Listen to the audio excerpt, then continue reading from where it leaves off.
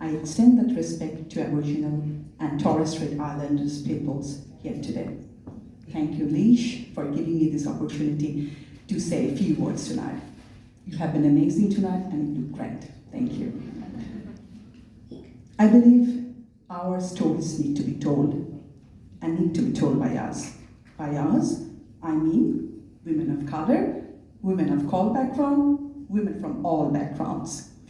These stories are not only coincidental to this great tapestry we call Australia, but also they are great human stories. I believe you all remember when 2001 happened.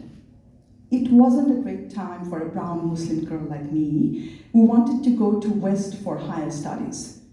In those days, I was in university, and we thought the doors of the USA were closed for Muslim youth forever. Truth be told, I came to Australia because in those days, we thought life would be impossibly difficult in the US for a Muslim girl.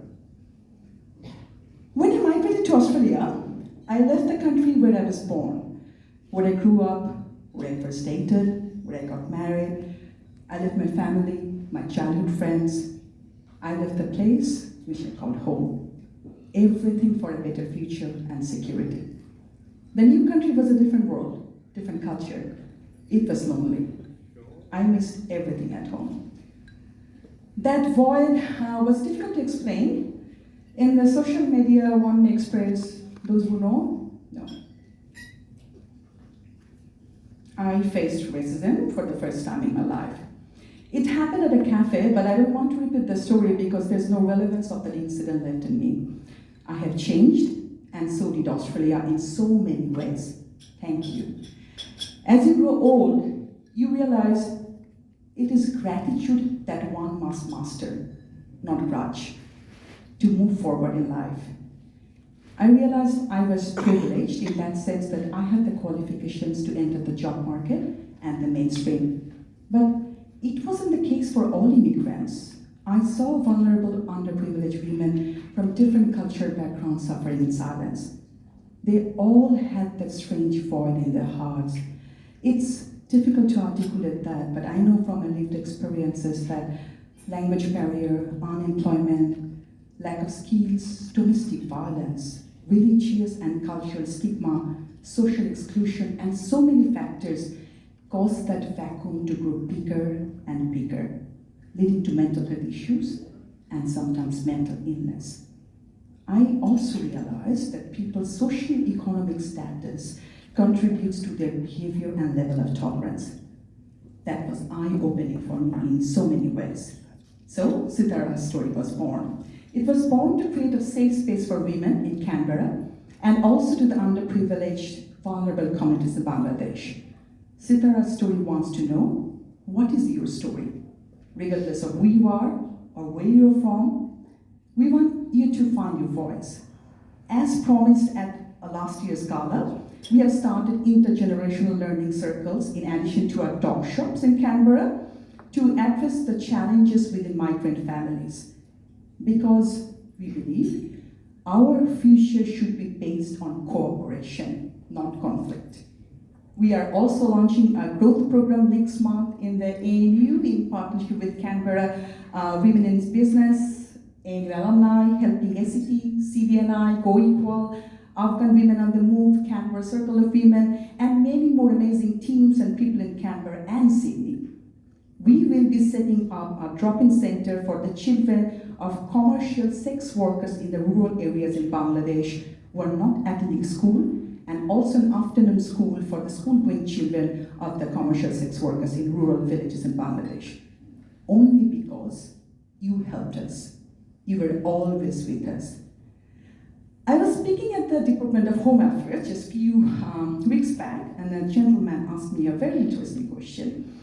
Briefly, he was asking me, how does he have empathy? He was telling me, look, I'm white and I'm always privileged, so I have never experienced what the migrants experience, so how do I get it?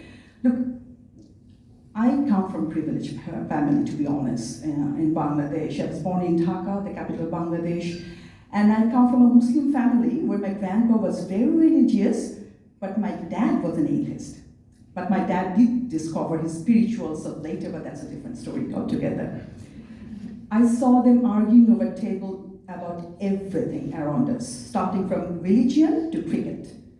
But I learned something very special from that relationship. I learned that I may disagree with you, you might do things that I don't like, but I will always respect your freedom of expression. I went to missionary-run school myself where I made friends from all religions. I used to go to the Hindu temple to celebrate Durga Puja. We celebrated Christmas as well. So what I'm trying to say here that empathy and respect for each other, that was not something that was built in my character or behavior. I learned it. They were not like basic emotions like hunger or thirst or mating. I learned that tolerance is not a universal value that's practiced by everyone. In a constantly changing world where truth is relative and differences are legitimated, we need to be self-aware of everything around us. Nothing is constant. Only change is constant. In a world that aspires to peace, also when we are witnessing a strong resurgence of racism, xenophobia, extreme forms of nationalism, religious fanaticism, domestic violence, and all kinds of social exclusion and discrimination. We don't want to live in the past. I also don't want to live in the present. We all want to live in the future. A future that we can shape ourselves. We want to create an inclusive society where people from all backgrounds, across generations feel supported. One strong nation with empathy, richness, and diversity. The beliefs, customs, and institutions should be evaluated for what they are, what they actually are, not on the basis of assumptions about people or the world.